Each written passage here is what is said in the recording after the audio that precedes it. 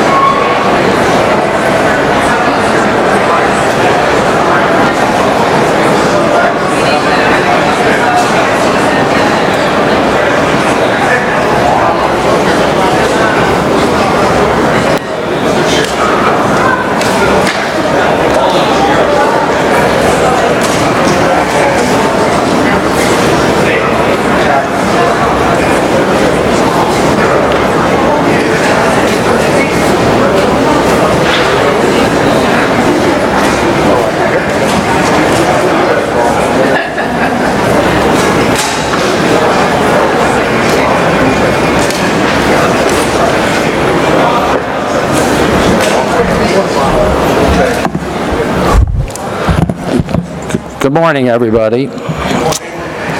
My name is John Hanson, and I'm here today as the chairman of the New Jersey Sports, Gaming, and Entertainment Commission, appointed by executive order by Governor Christie in 2010, and actually our committee started work during the transition in 2009.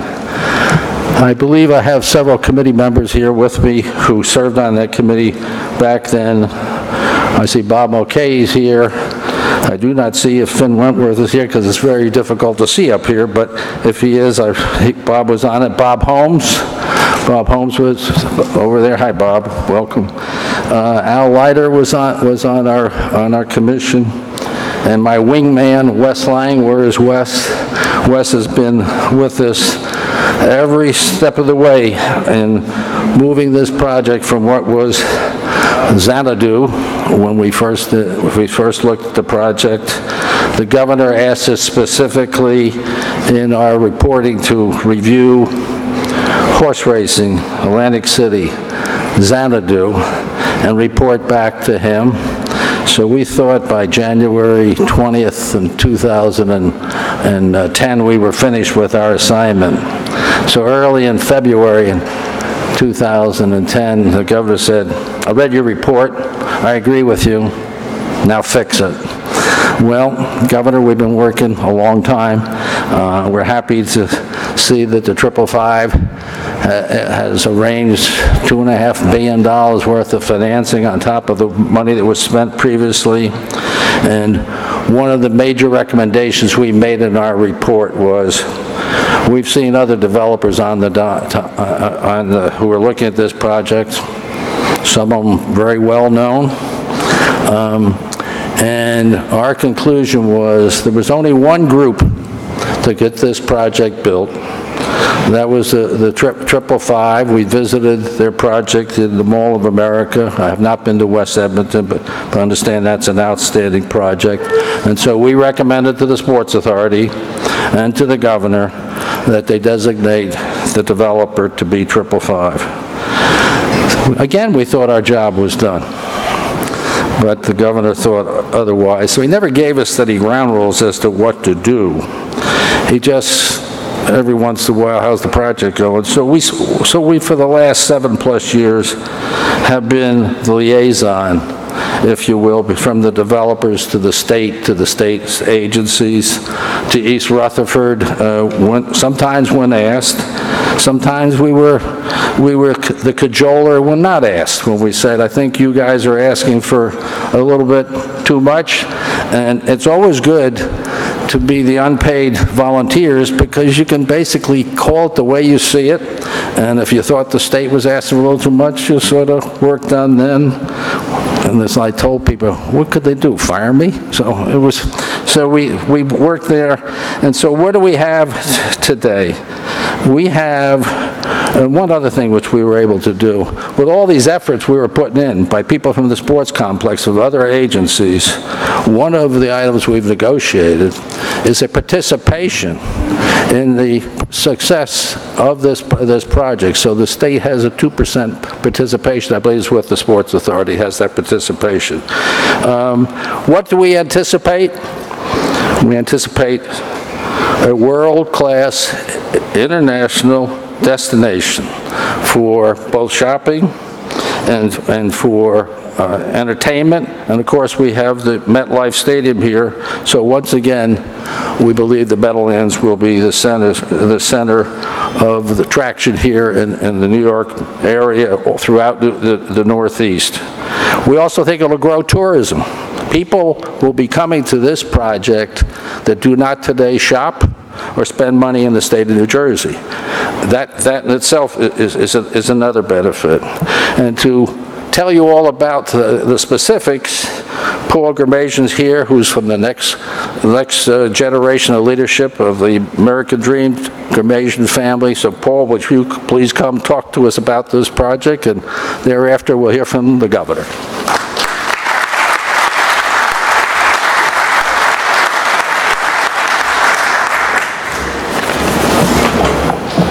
Hello. Can't believe it's really been that long, John. It's I think our first meeting was 7 years ago. So it's been an exciting ride and got to meet some really wonderful people on the way. But I think there's no question over these 7 years we've realized with the prior developers that John referenced and others who, were maybe called upon to look at this project that without the right partners and the right people behind us and the right stewards, we really couldn't have got this done. So, really a hand out to the governor and his administration for pushing us along and making this happen. We couldn't have done it without you. I mean, we get a lot of credit for finally being the developer to do this, but it's all about those around us that make us happen. So thank you very much.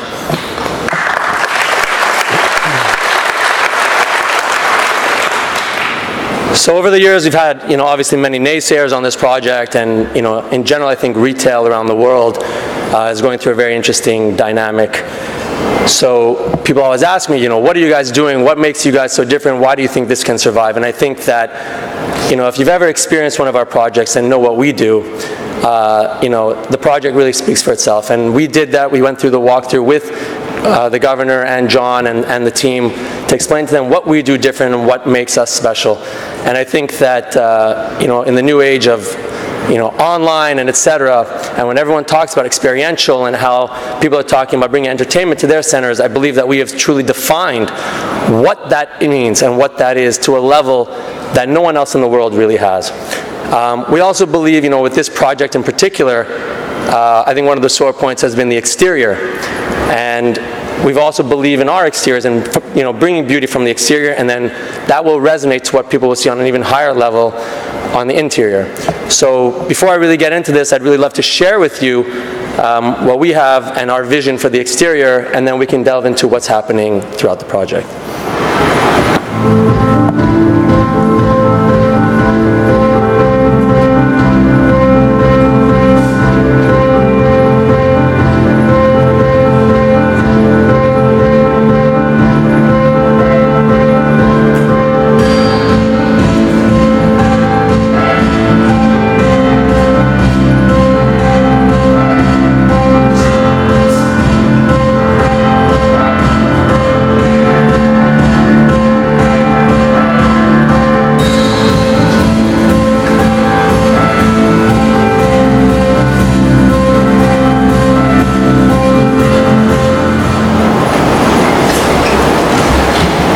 If everyone gets as excited as I do when I see that, but I definitely enjoy looking at it. And I think that, again, definitely very stark contrast to what you see today, what's being referred to as shipping crates or Lego blocks or I don't know what else, whatever they were thinking as their inspiration when they put that together. But really, again, gives you that new vision, beautiful glass facades, looking in and really almost teasing you to come inside and see what's exciting. I think what's inside is really, really special. I mean, we have great partners. As many of you saw as I was pointing with the governor, we were looking outside, and what you saw there was actually the groundwork now for the amusement park and water park.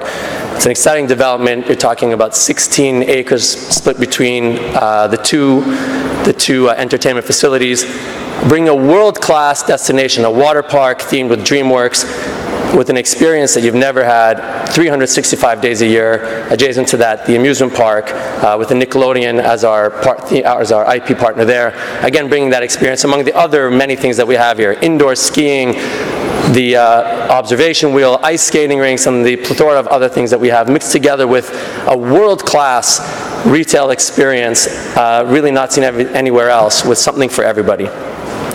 I think it's also important to notice that, as we've gone through this over the last number of years, we've made many accomplishments. Most notably and recently is nearly $3 billion in financing that couldn't have come together without the $1.1 billion with bonding, which we couldn't have done as well without the agencies that participated, the governor's office, as well as the NJSCA, the NJEDA, and the Borough of East Rutherford. So thank you for making that happen. As well, we have currently over 600 people on site, which I think is fantastic. I used to get calls.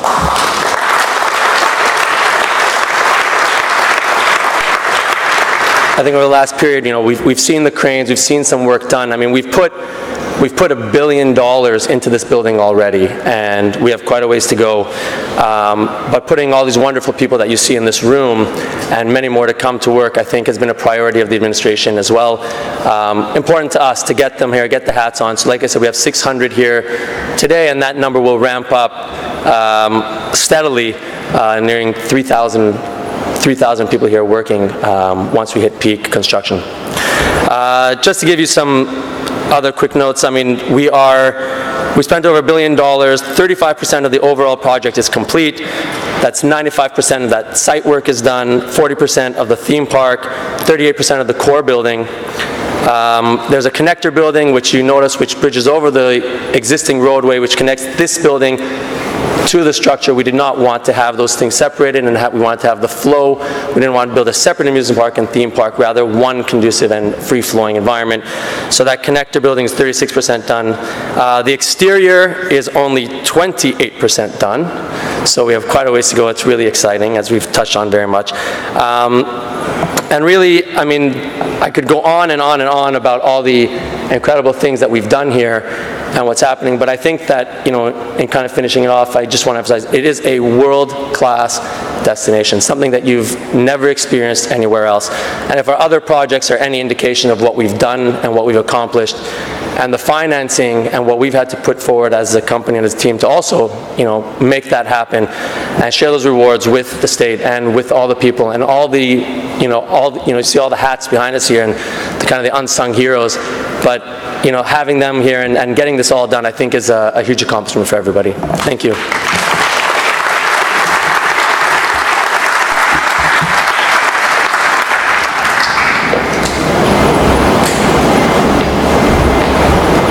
Thank you, Paul. I'm sure it's going to be a great destination for shoppers and those who want entertainment, but to me, the projects the governor asked us to become involved are all about jobs.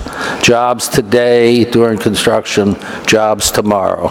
I've had the privilege of being with the governor on a groundbreaking ceremony in Atlantic City on the new project for Stockton and South Jersey industry. So jobs are what he's asked us to do, fix the problem, create jobs. I think he will be known as the jobs governor, ladies and gentlemen, the governor of New Jersey, Christie.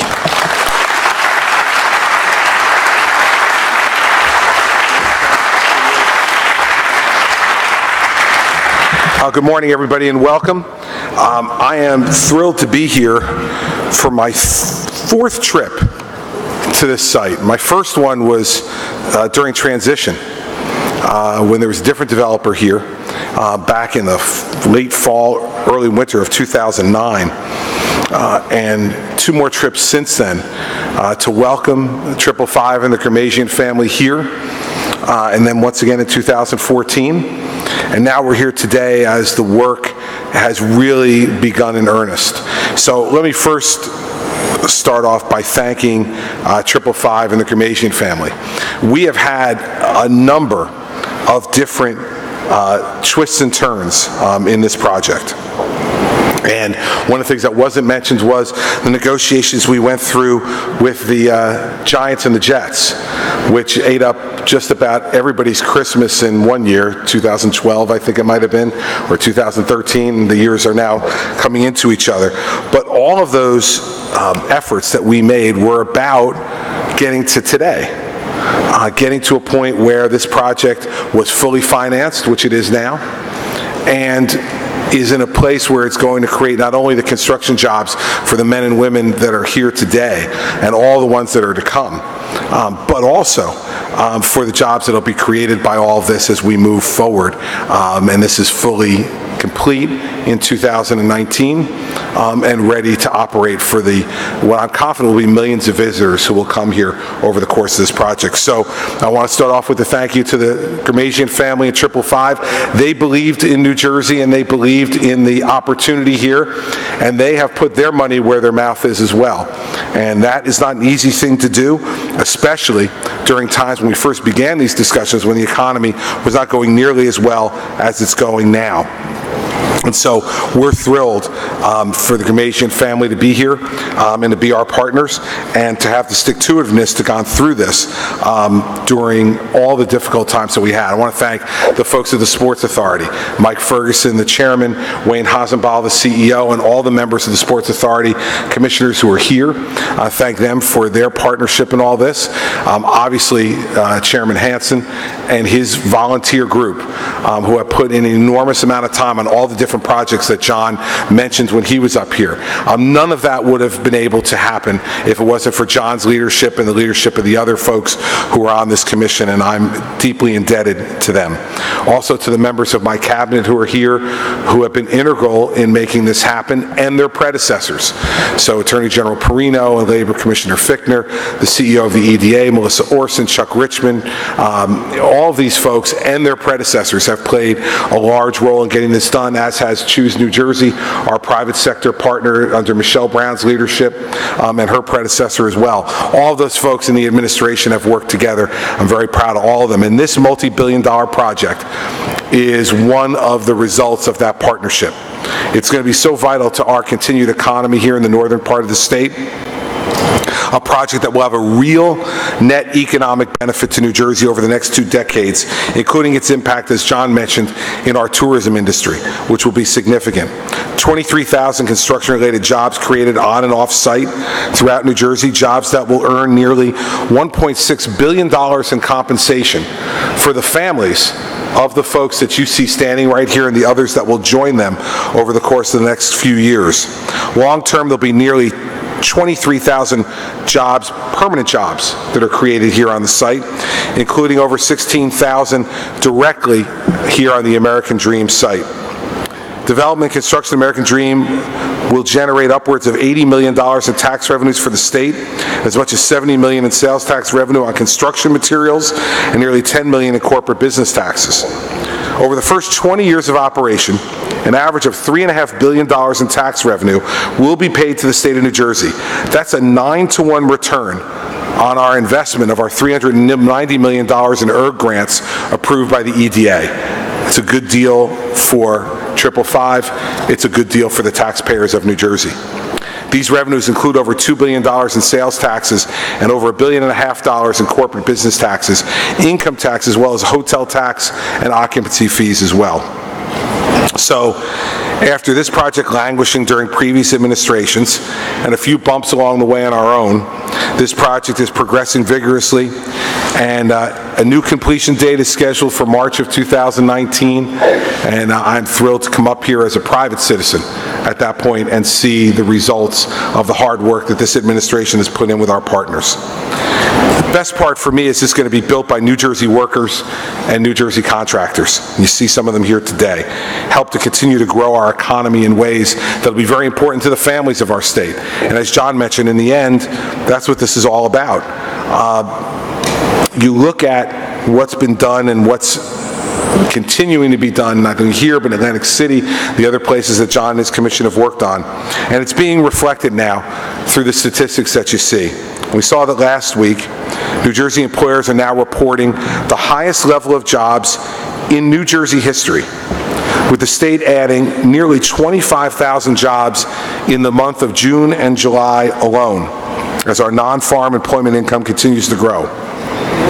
And again, I was asked this when we were at the incubator a few weeks ago about why folks don't know about this. Well, again, I think the coverage of last Thursday and the jobs report, the revision up of our June report, our July report, again, there's not nearly enough coverage in my view of this.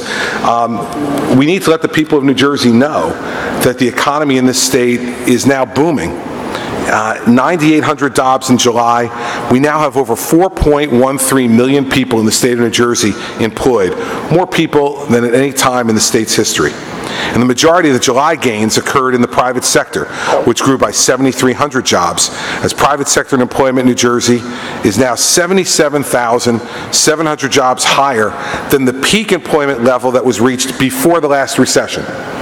So not only have we recovered all the jobs from the last recession, but we're now nearly 78,000 jobs higher than we were at the peak before the last recession. From July of 16 to July of this year, Private sector employers have added over 50,000 jobs. And since February of 2010, the first full month of us in office, 325,700 private sector jobs have been added to New Jersey's economy. Our state's unemployment rate is now at 4.2%, which is 5.6 points lower than when we started in 2010, and it remains below the national rate of 4.3%. And our rate in New Jersey, again, because lots of people like to make comparisons to the rest of the region, so let's make those comparisons. Our 4.2% unemployment rate remains lower than Pennsylvania, which is now at 5%, lower than Connecticut, now at 5%, lower than Delaware at 4.8%, lower than New York at 4.7%, and lower even than my friend Charlie Baker's unemployment, 4.3%, which I loved calling him last week and giving him a hard time about that. Equally important, optimism in New Jersey about getting a job is higher than it is across the whole country. Our labor participation rate, the number of people who are actively looking for work, is higher than the national rate. And so not only are jobs being created in New Jersey, but those jobs are creating optimism among those who have been chronically unemployed as well. And these developments have happened across all of the major private industry sectors. Leisure and hospitality, always important in New Jersey, saw large gains. Professional and business services saw large gains. So did the financial services industry, trade, transportation, and utilities, and of course construction, which will continue to see gains, I suspect, over the course of the next number of months, not only because of a place like American Dream ramping up from 600 to 3,000 construction jobs, but also because of the Transportation Trust Fund and the continuing pushing out last year, the single highest year of state investment in road, bridge, and mass transit construction in the state's history. And that is now going to be even larger in 2017. All of this contributes to the fact that I've heard from labor leaders across the state that they are either at full employment or near full employment for their members. I can tell you that is significantly different than when I traveled the state as a candidate for governor in 2009 and saw thousands of men and women who were out involved in campaign activities. I remember being in Elmer, New Jersey, in Salem County, and Governor Corzine had a group of carpenters who were there protesting my appearance. And so my staff said, well, they're protesting in the front, so I was working a diner. And they said, go out the back door, we'll park the bus back there so that you don't have to go through the protesters. I said, no, I'll put it in front. I'll go see the protesters.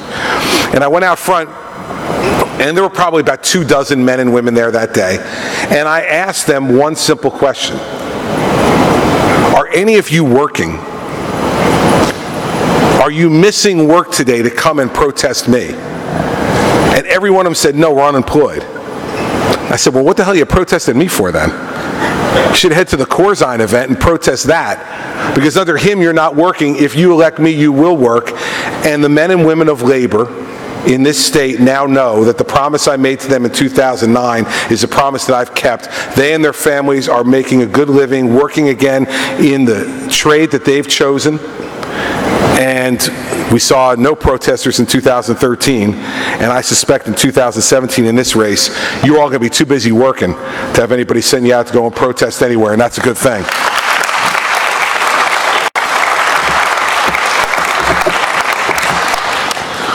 We're in the midst of an election campaign, and I know during those times that everyone on both sides want to say they're going to make things better, because if you weren't trying to make things better, why would you run in the first place?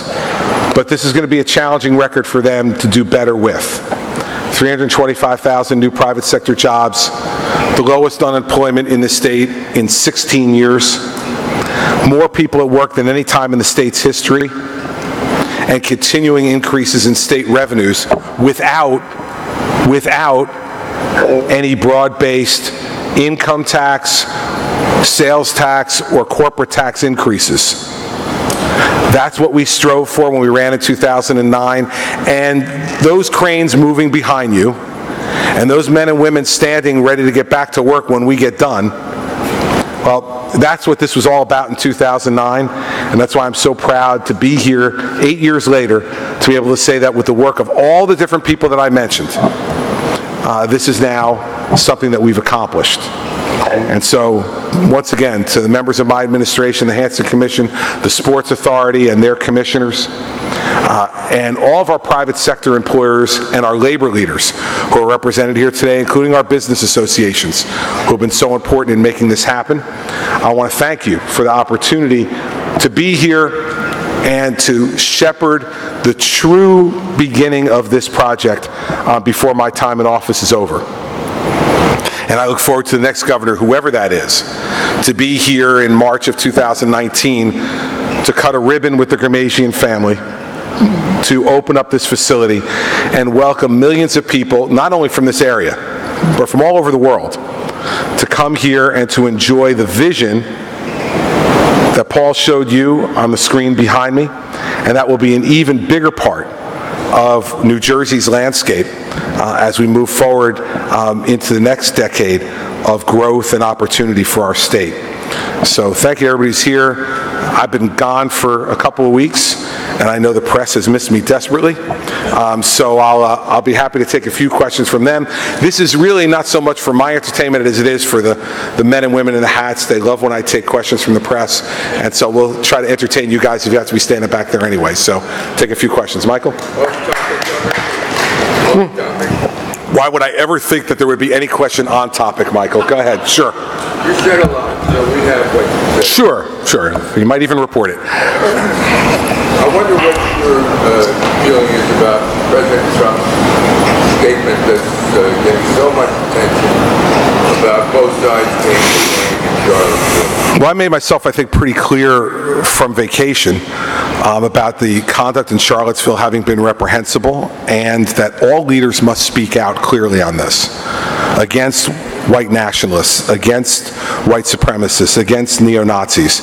This is unacceptable, and I think, in my view, that the President's comments about both sides were a mistake. And they shouldn't have been said, and I certainly wouldn't have said them, and I don't say them today. I don't agree with them, and I don't adopt them.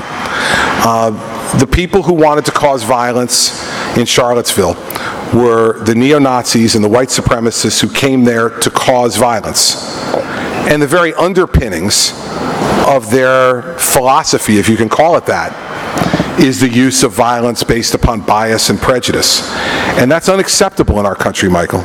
And as the governor of the most diverse state in this country, it's abhorrent to me, the conduct of those people. And I think the President's remarks about both sides were a mistake. And I don't think he should have said them.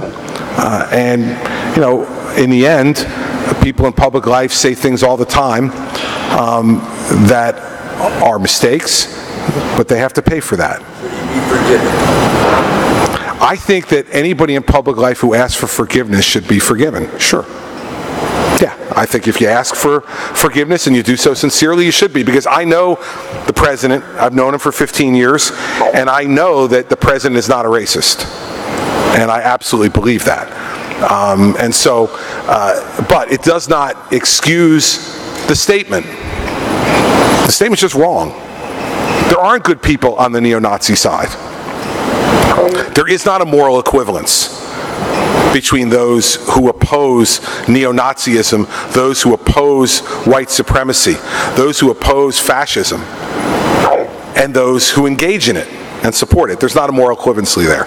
And so that, I think those comments were wrong. They were a mistake.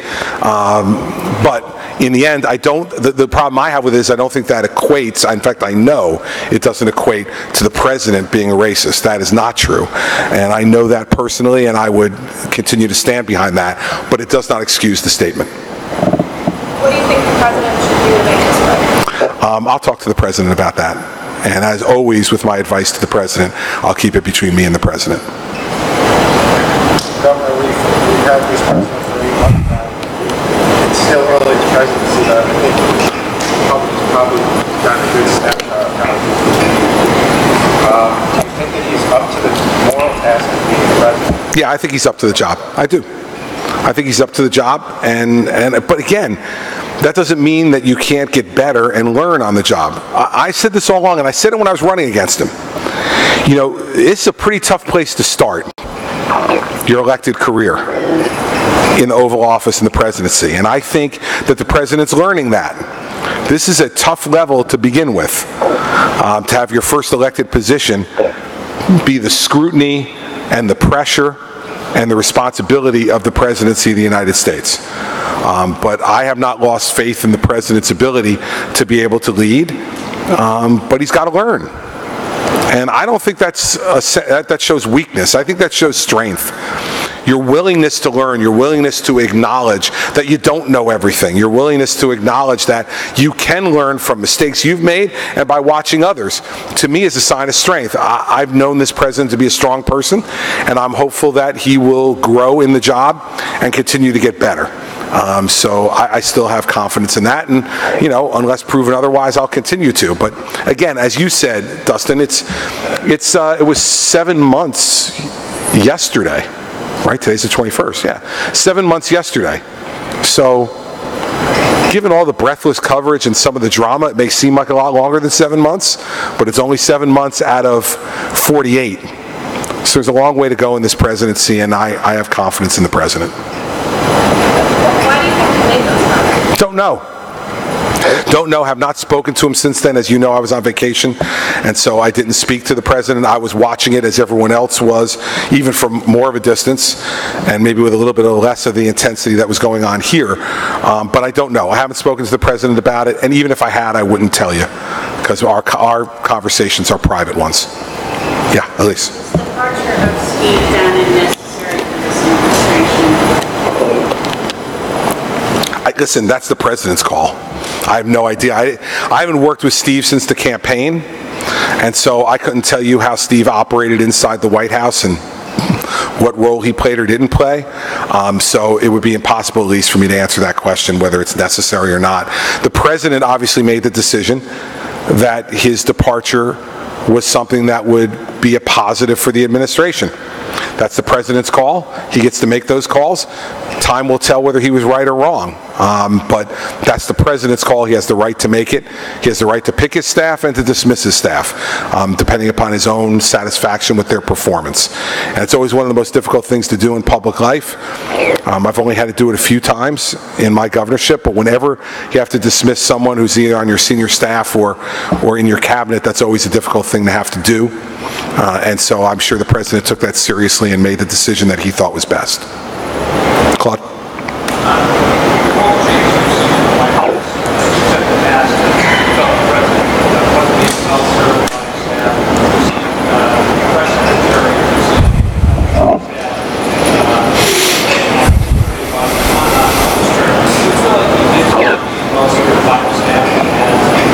Time will tell. They're pretty new, right? I mean, so like General Kelly's been there, what, like 3 weeks now, I think? I think I was there his first day on July 31st. So I think it's a little bit early to judge General Kelly as Chief of Staff and some of the other folks that are going to be, I'm sure, brought in by General Kelly over time. The fact is, though, I think over the first 7 months, as I've said many times, I don't think he was well served by his staff, and I think the structure of the way things were operating was faulty and was leading to him not being well served. We made very clear during our transition and our transition report to the president-elect that we truly believed that having a singular chief of staff who everyone in the White House reported to other than the president was the only way for that structure to work appropriately. It appears from reports that I've seen that that's the structure the president is now moving towards with General Kelly. If that's the case, I think he will be much better served by that structure. And if General Kelly picks good people to fill the spots that need to be filled, then and they all report through him, and only he reports to the president, then I think the president will be better served as well. So I think, Claude, as I've said before, this was not only a personnel issue, it was also a structure issue. And I think it was a bad structure from the beginning, and I think it proved to be so, and has not served the president as effectively as it could have if he had gone with a different structure.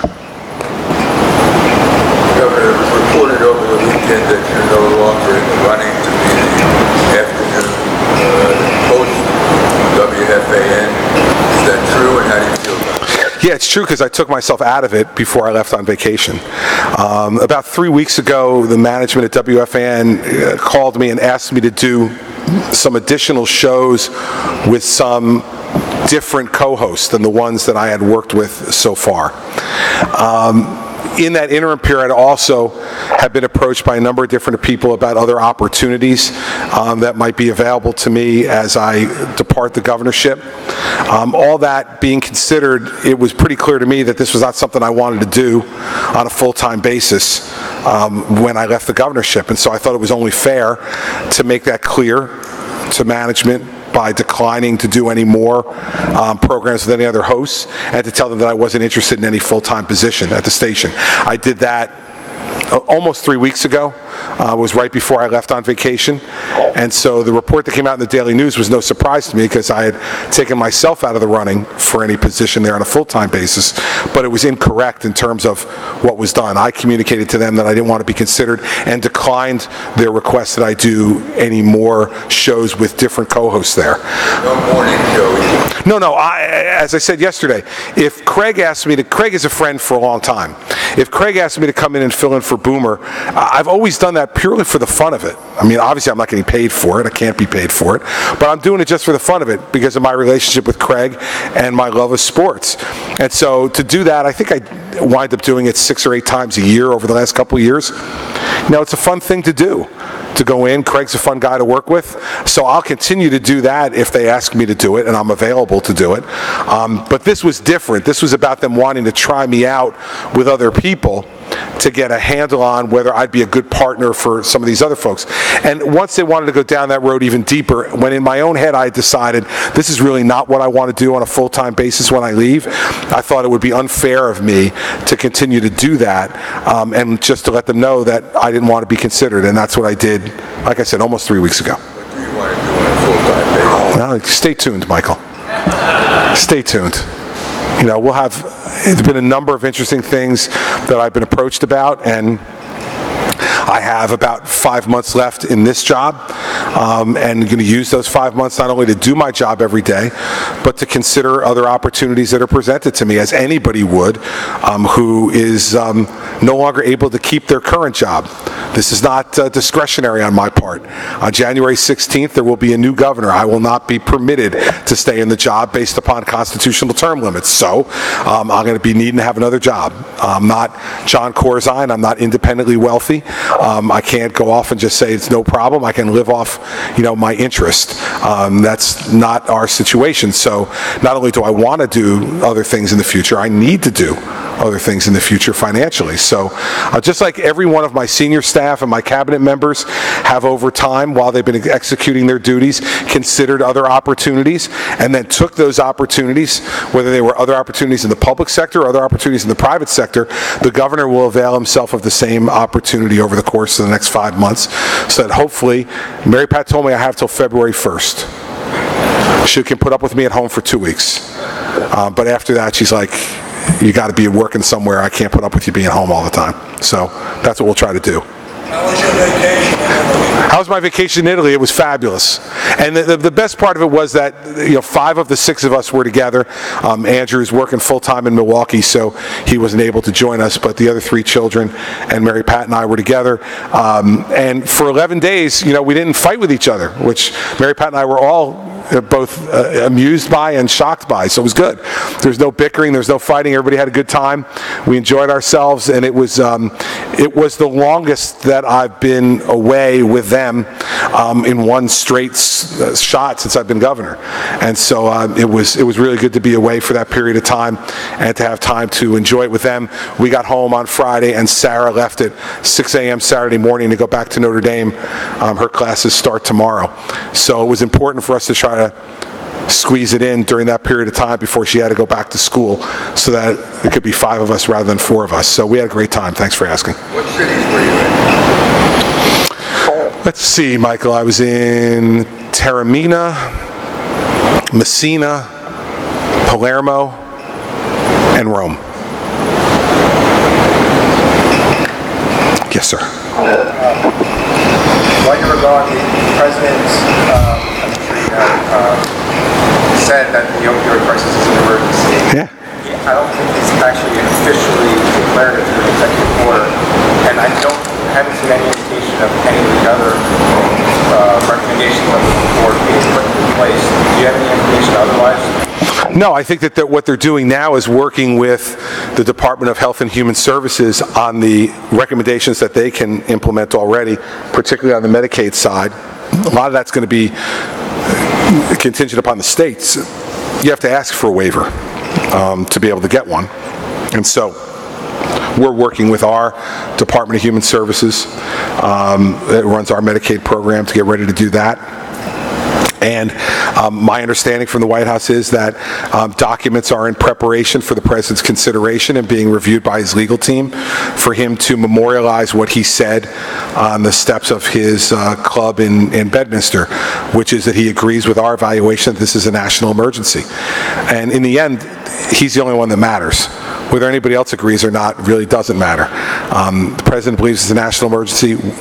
All 5 of his commissioners, Republicans and Democrats, believe it's a national emergency.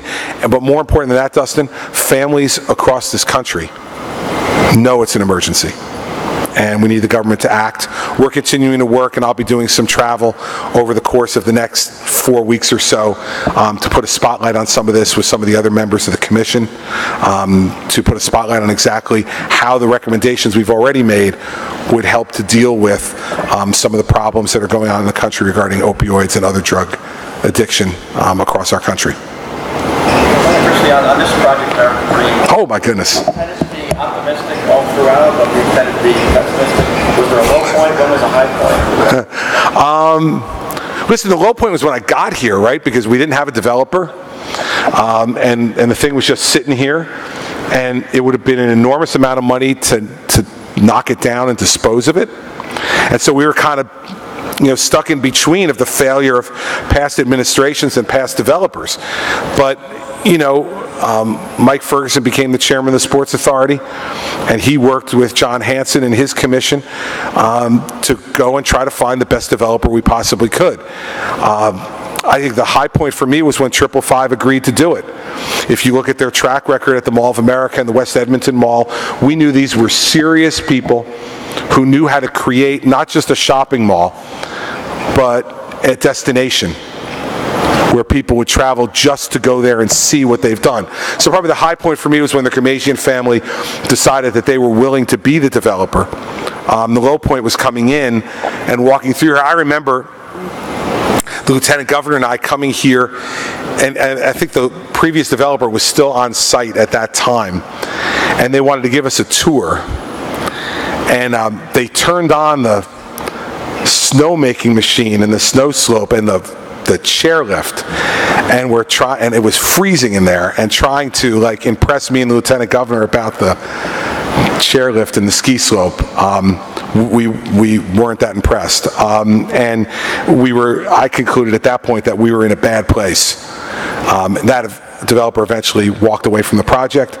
So the high point for me was the Kermasians came in, professionals who had a track record of success on projects of this scope.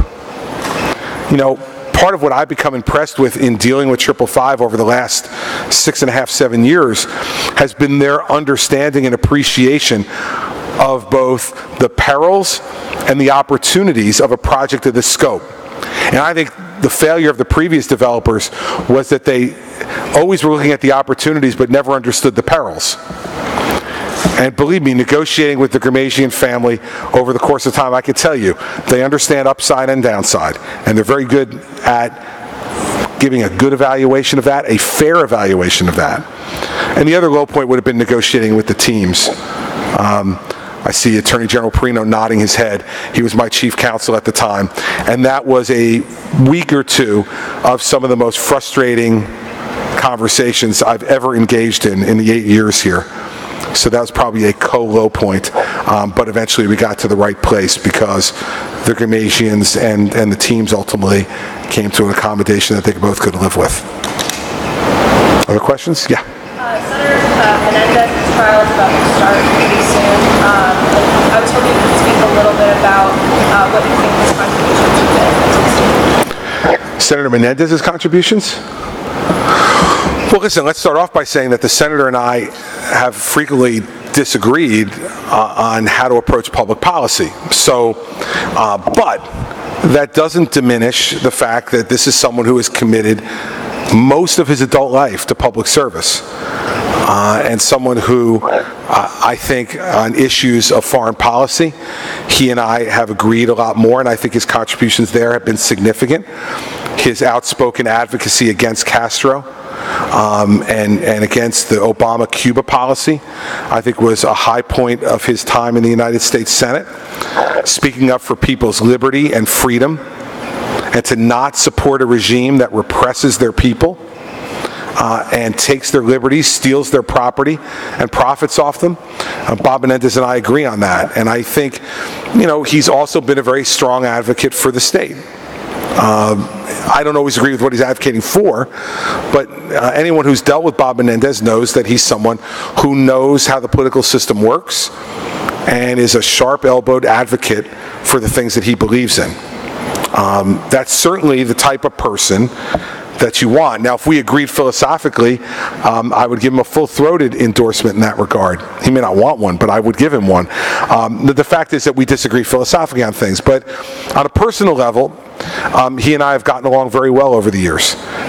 We've worked on a number of different things. We're working on the Gateway project right now, and his advocacy on Gateway has been vital, given his seniority on the other side of the aisle in the Senate.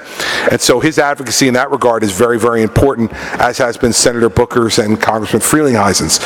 So, he's about to go through a trial.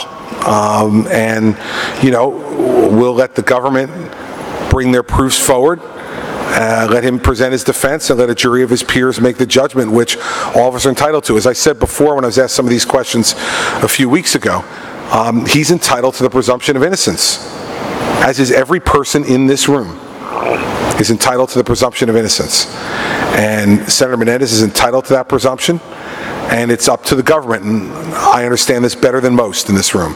It was my obligation for 7 years to be the person who brought cases against folks in this state and had the burden to prove beyond a reasonable doubt to a jury of your peers someone's guilt.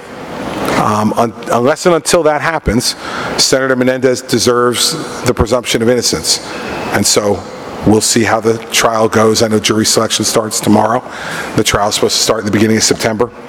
We'll see how it goes. But he and I have always gotten along on a personal level quite well, and we have not allowed, for the most part, our philosophical differences to impede our ability to work together. And that's certainly been the same with Senator Booker. And so that's what you got to do when you're governor of New Jersey. You got to work with everybody. I've done that at the state level, and I've done it on the federal level as well. Your former attorney, be considered, or former U.S. attorney. Do you have any update on that? Now, I don't work in the White House. You'd have to talk to them about it. That's the president's nomination to make.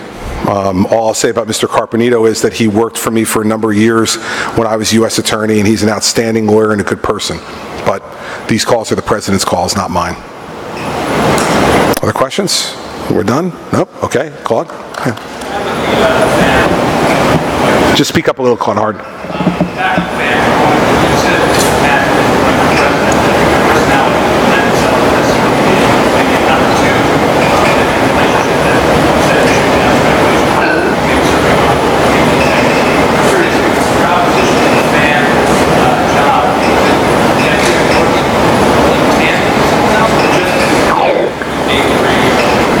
No, the latter. The latter. I just decided that I didn't want to spend 25 to 30 hours a week on the radio talking sports. I mean, I enjoy it. I like it. I'm a sports fan, as you all know, but I just decided that's not what I wanted to do with the next part of my career. And so that was really it. It was nothing about being in tandem with somebody that, I have no problem with that. In fact, I probably prefer it, to tell you the truth. 5 hours on the radio by yourself is a lot to be talking all yourself. So it'd be good, and I like the dynamic, and I enjoy being with Craig. I think he and I have a good time on the radio, and he spends 4 hours trying to get me in trouble, and I spend 4 hours trying to stay out of trouble. So that's it's a pretty decent challenge with him. But no, it's not the tandem thing, Claude. It's much more about, I just decided this wasn't what I wanted to do. And so, it's like I tell my kids about internships they do over the summer. Internships are as much about deciding what you don't want to do as they are about deciding what you do want to do. And so, I made the decision it's not what I want to do, and that's why I informed them of that. And as far as I was concerned, that was not something that we ever needed to really release publicly, but since someone decided to start leaking, I had to address it publicly. So the presidency infrastructure panel has been disbanded. There's suggestions that it won't cover half the cost of the gateway. Are you worried at all? I haven't gotten that suggestion from anybody. I don't know where you got the suggestion from that they won't cover half the cost of Gateway, but I have not gotten that indication in my conversations with the president, in my conversations with members of his senior staff, or in my conversations with Secretary Chow. All I've gotten is incredible enthusiasm for the federal government about the project, and that they understand that this is the single most important infrastructure project in the country. The President has said that. Secretary Chow has said that. So, no, I don't have any indication of that at all. In fact, as you've seen, every step the Trump administration has had to take to move the project forward, they have done. And Rich Bagger, who's the chair of the Gateway Development Corporation, I met with him right before I left on vacation, and he's very enthusiastic about the fact that the administration has done everything we've asked them to do in terms of sign-offs, and we're getting ready to put out to bid the first part of the project. So all of that is incredibly positive, and for those of you who know this project, the first part of the project will be the bridge. And that bridge is part of the reason that causes delays up and down the Northeast Corridor, because it's a bridge from the early part of the last century. That's one of those bridges that swings open and then swings back closed, and sometimes it doesn't close, and then they got to go and do it manually, and it causes delays. So getting that bridge portion of it done is not only good for the Gateway project, but it's great for the Excella as well, because they're going to be able to have much better on-time performance when they have a state-of-the-art bridge there, and that project is getting ready to go out to bid, I think, in September. So and that wouldn't have been able to be done without the Trump administration's approval. So I've seen nothing but positive on that, and I believe that project is going to be done, and I'm hoping that we can get all of the appropriate fundings and signatures in place before I leave office.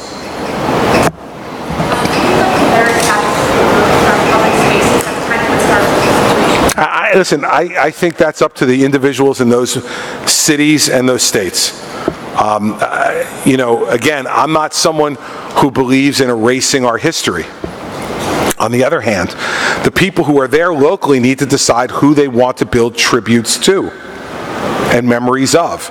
And so, I heard Senator Kaine this morning from Virginia saying that his approach when he was mayor of Richmond and governor of Virginia was to build more statues, not take statues down, but to build more statues of people who are civil rights leaders, people who led the Underground Railroad and he said, so rather than subtraction, I want addition to acknowledge what happened later in history. So everyone's going to have a different approach to this, and I don't think the governor of New Jersey should be dictating what happens in those particular states that have these issues. We don't have those issues, so let the governors and the mayors and the local folks make those determinations for themselves. In the end, that's really not the issue. In the end, the issue is neo-Nazism, fascism, white supremacy is absolutely unacceptable in this country, and that everyone needs to speak out and not allow any moral equivalency to those folks. There are no good people in those movements.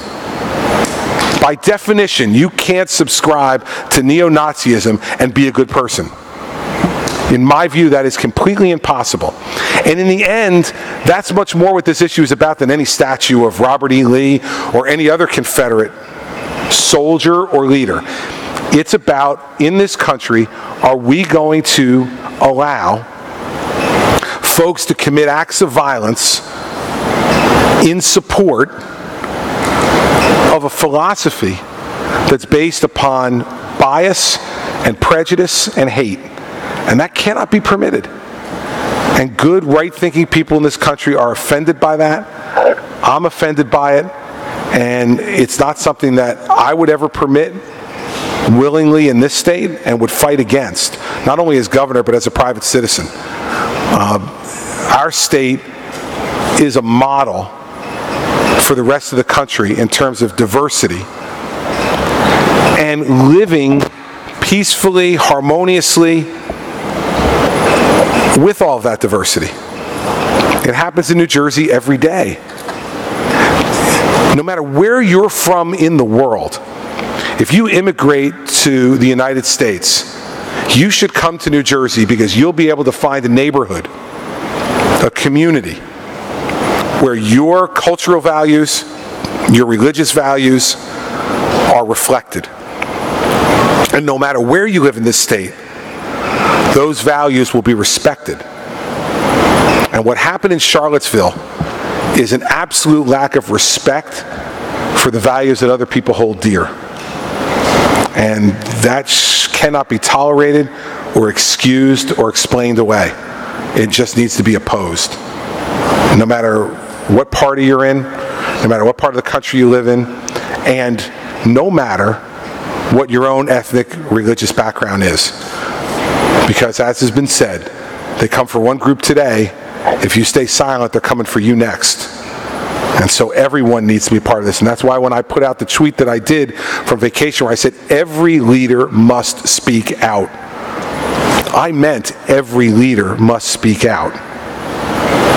And anything else to me is a failure of leadership. So, the statues is one thing. Let the locals decide that for themselves. I think that it's much better deciding that than some kind of national, decision about that. Folks in Virginia may feel differently than the folks in Georgia, may feel differently than the folks in Texas or Oklahoma. They can all make their own judgments on that and should have the right to make their own judgments on that. But there should be no right to make a judgment about a lack of tolerance and about hate and violence in support of that. Anything else? Yeah, Dustin. So many people agree with you on that point. The issue that I think many people had with the president's responses during the course of the following events was that he said there were good people on both sides, there was violence on many sides. Then he said probably what many people do is the proper response. But then we heard it and sort of doubled down on the original and sort of muddied the waters up. How was that not a lack of leadership? I think it was a mistake. Dustin, you make mistakes. I've made mistakes. Leaders make mistakes. I mean, that's just the way it goes. When you're in front of a microphone that much, you're going to make mistakes. I'm not excusing it. I'm just explaining it. From my experience with him, I believe it was a mistake. And I've said that publicly. So, and it's up to the president to continue to have a dialogue with the American people on this issue and lots of other issues. But no one issue should define anyone. And certainly no one statement should define anyone, not in this context. But in the end, I can't be any clearer about it. Once words come out, they come out. I've experienced that, right? Once they come out, they come out. And people will, use them as they see fit. But you're the one who did it because you said it. So you have to be responsible for that, but it doesn't mean that you can't come back from that. And let's remember, the president did say many, many good and right things in his talk on Monday. And I don't think everything that he said on Tuesday erases what he said on Monday. I don't believe that because I know what he believes in his heart. So I know the president's not a racist. And that's really one of the key issues here. The other ones I've already addressed. So I don't think I can be any clearer. I think it was a mistake. I don't agree with it, but it doesn't mean that it's the end of our relationship or the end of the world. But he's going to continue to be tested as a leader, as we all are. And the American people will continue to judge you. And you have to live with those judgments even when you think they're unfair. It's part of public life. Yeah.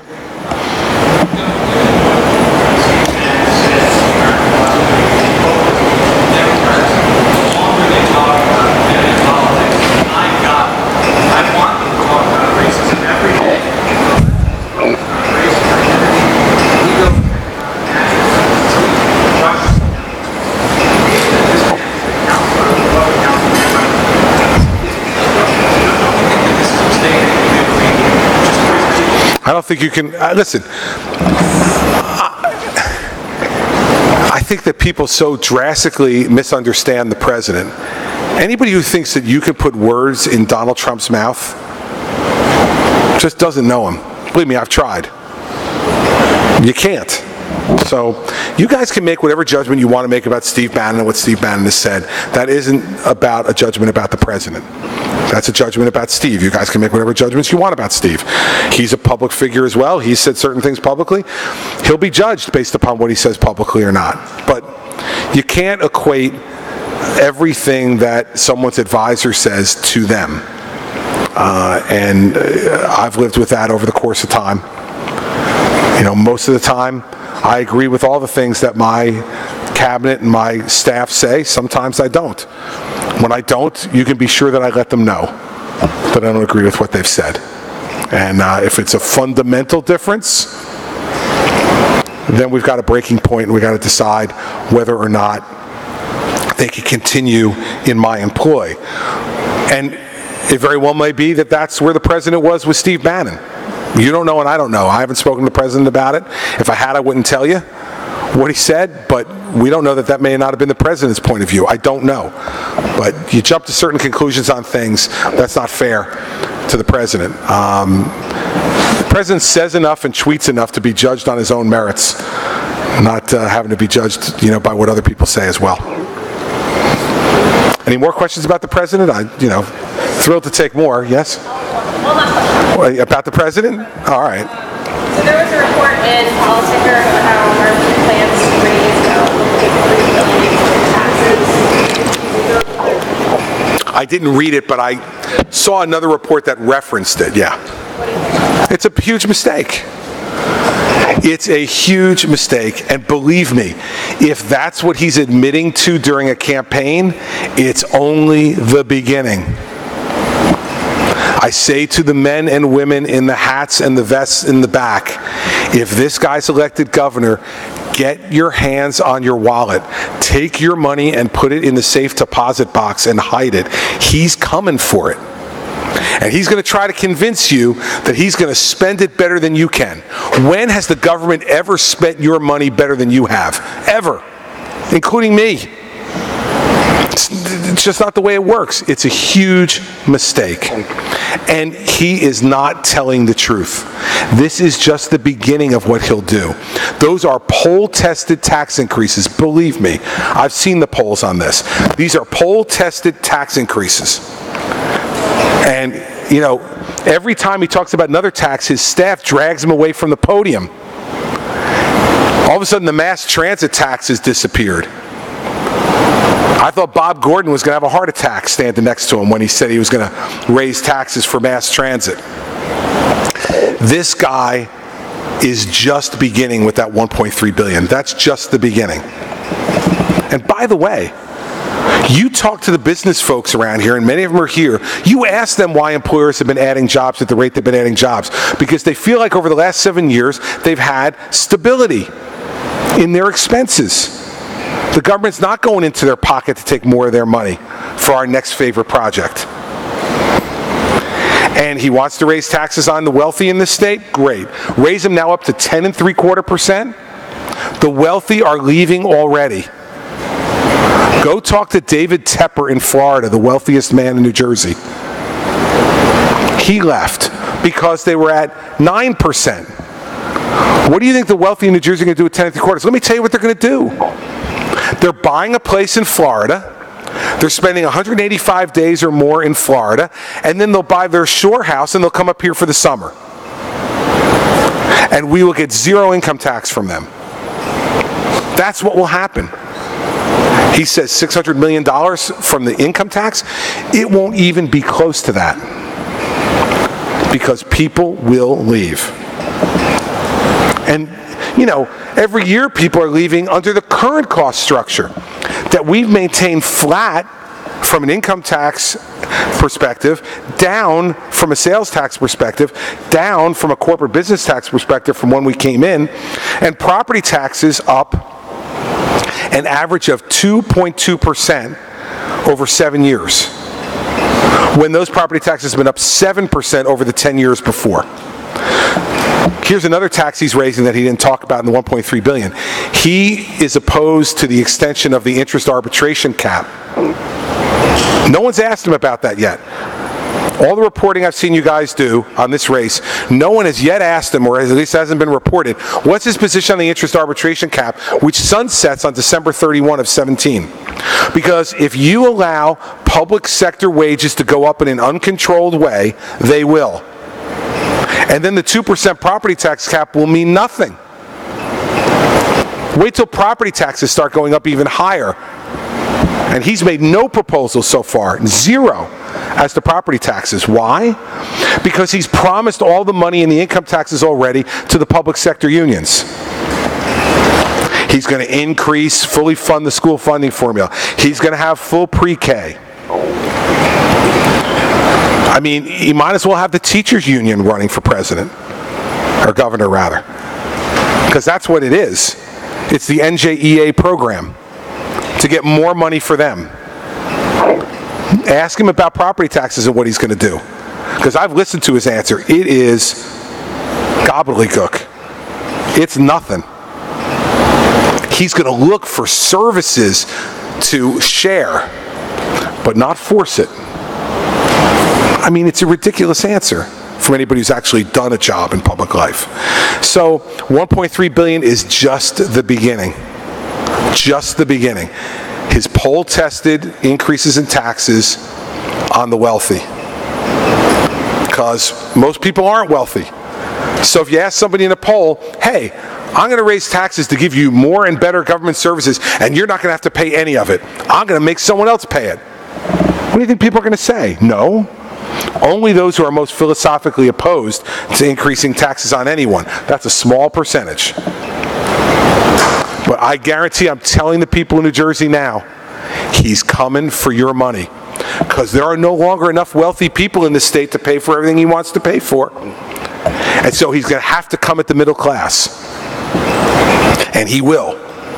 He's going to raise taxes on the middle class, because he cannot pay for all of his promises without it. So either he's going to break his promises, or he's going to raise taxes even more.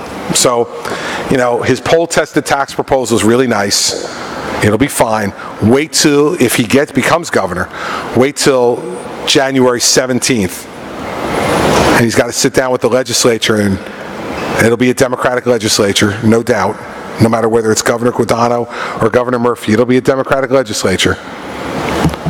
Get your hands on your wallets, ladies and gentlemen, because neither me nor you have the money to buy a house in Florida to go away. So he's coming for our money. And we've worked hard for the last 8 years not to have that happen. That's why you see the job numbers you see. That's why you see the economic growth you've seen. That's why we're doing better than any of our neighboring states. Look at Connecticut, increased taxes, 5% unemployment. New York, higher taxes, higher unemployment. This is not coincidence. It is cause and effect. So, Mr. Murphy's got his plan, but believe me, it is just scratching the surface.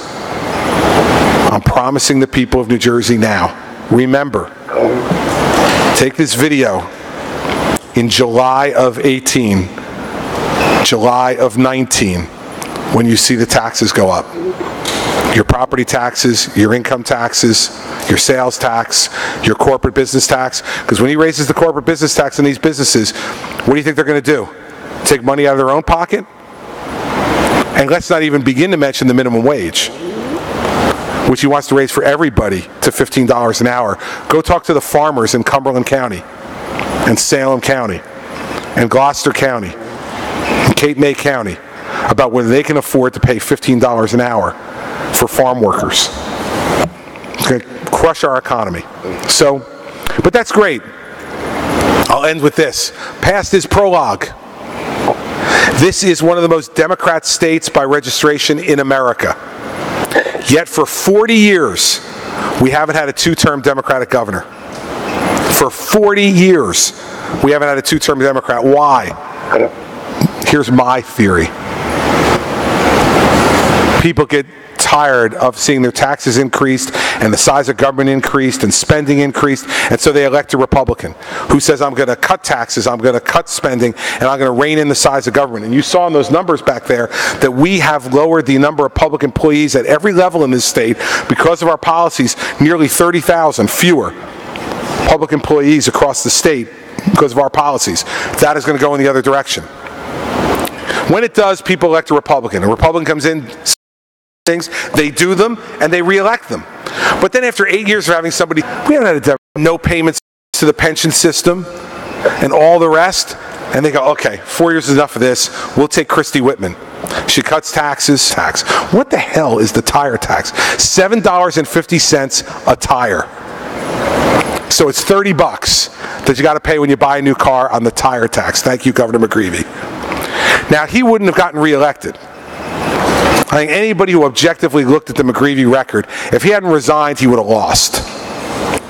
So we got 4 years of John Corzine, higher taxes, higher spending, bigger government, a governor standing on the front steps of the State House saying at a public worker rally, I'm going to fight for a better contract for you.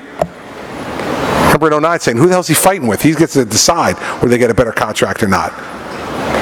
I know one Democrat referred to him as the Norma Ray of governors. Michael knows who said that. I won't say it publicly, though. And what happened? I get elected. Cut taxes, lower the size of government, lower spending, get reelected. People are tired of hearing no. I don't know whether that means that there's going to be a Democratic governor in January, but if there is, believe me, he'll do exactly the same thing. And the people of this state will rebel against higher taxes and higher spending and a bigger government. Except every time that they go up, it's harder to bring them back down. I couldn't bring the income tax down as hard as I tried. Couldn't bring the income tax down. Democrats in the legislature wouldn't do it. Brought the sales tax down a little bit, got rid of the estate tax, lowered the corporate business tax, did some good things. But some of that still remains. The tax increases residualize into our society and continue to make us less competitive than we should be. So what's going to happen? Pass this prologue, everybody. And if you elect Phil Murphy, that is what he'll do. Because remember something, he's not from New Jersey. Phil Murphy is not a New Jersey guy. He doesn't understand New Jersey's sensibility on taxes, the same way John Corzine didn't understand it. Phil Murphy is a Massachusetts liberal, the worst kind. A Massachusetts liberal. And he's going to bring Massachusetts liberalism to New Jersey. If that's what you're in for, pull the lever for him. You'll get it. Believe me, you'll get it. So that's what I think of the $1.3 billion tax increase. I think it's great, bad news for the people of New Jersey if he wins, but great news for the Republican Party in 2021 if he wins. Because we'll have a Republican governor in 4 years, I'm willing to bet you. I want to thank the Gurmesian family for putting up with this interlude that had, I think we got one question on American Dream. Congratulations. That was one more than I thought we would. I want to thank the men and women who are working to build this place. Thanks for your hard work. Thanks for your family's hard work as well in this state. I'm proud to be your governor, and thank you to the cabinet members and the senior staff who are here and the folks at the Sports Authority. You all did a great job. You're all part of today. We all work, as I do, for John Hanson. So, John, thank you very much, and we'll see you all soon.